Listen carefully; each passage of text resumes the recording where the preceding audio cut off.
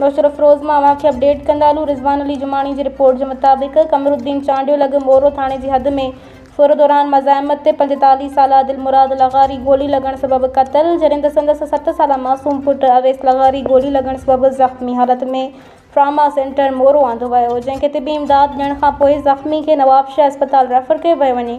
वॾा फोरू दिलमुराद के क़त्ल करण बाद मोटरसाइकिल काहे फरार थी विया।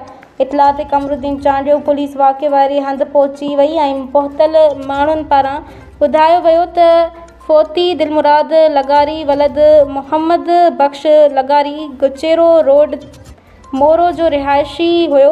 फोती मोरो मां कमरुद्दीन चांडियो लॻ माइटनि ॾांहुं वञी रहियो हो त फुर जो वाक़ियो पेश आयो, जॾहिं त इंतज़ामिया ते सवाल थो थिए त ॾींहुं ॾिठे जो माण्हुनि खां फुरूं थी रहियूं आहिनि। पोइ कूड़ी दावा कई वई हुई त असां आवाम जे जान माल जा मुहाफ़िज़ आहियूं।